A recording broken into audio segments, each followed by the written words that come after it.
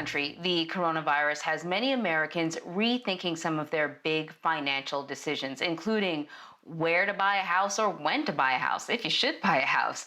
I want to bring in Carol Staab. She's a residential specialist to discuss some of the changes that the coronavirus has brought to the housing market. So this is a really interesting topic for me. My husband works in real estate, and at the beginning of this pandemic, I thought everything would grind to a halt when it came to real estate. And it did for a little bit. But then, you know what ended up happening, Carol, is people need to move. They're starting school or starting a new job. And, some things did not stop because of the coronavirus. And as a result, real estate continued as well. So my first sort of general question is, how has the virus impacted the buying of homes and I guess also the renting of homes?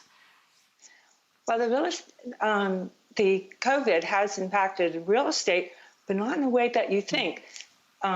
The National Association of Realtors, in their second quarter report, showed that there was a 96% of the cities showed an increase in pricing, which we wouldn't think that would be the case.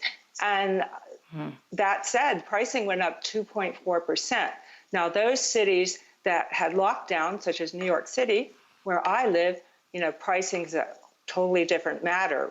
Contracts in July were down 57%, and pricing is down 1.4%. And also we're seeing contracts coming in at about 8 to 10% off of list price. So I know that when interest rates drop, usually people start to really look at whether or not it's a good time to buy a house. Is it a good time to buy? Is it a good time to rent? It is a great time to buy, even in the markets where you're seeing prices increase. And that's because interest rates are at record lows. And, this is the time to buy. Also, if you're in a city where, like in New York, where prices have fallen so much, it's fantastic opportunities. Or in Miami, in the condo market, there's such an oversupply. Again, great opportunities.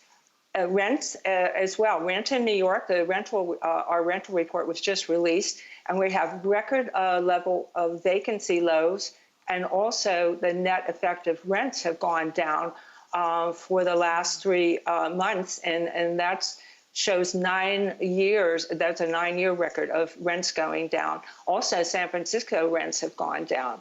So there are different areas that have opportunities for getting lower rents and buying opportunities.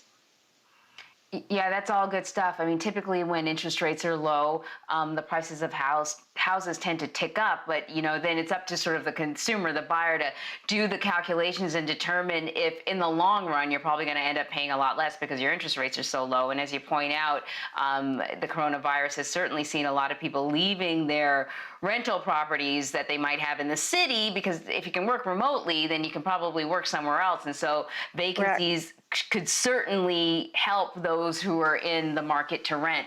And so those are a couple of things. What are some of the factors that buyers should consider when looking for a property now? Well, buyers should be considering, first of all, they should go out and get pre-approved before they go out shopping. And when buyers that are looking in these markets, as I said, have seen 96% of the markets have seen price increases, they need to really look and check out the comparables and be prepared. There are a lot of bidding wars going on because in those markets, there's a lack of inventory. So you want to be prepared. And you got to be, I was going to say, do your research and be able to pull the trigger when you see a property you like. That's correct. Yeah. Carol Staab, thank you so much. You're very welcome. Thanks for having me, Anne Marie.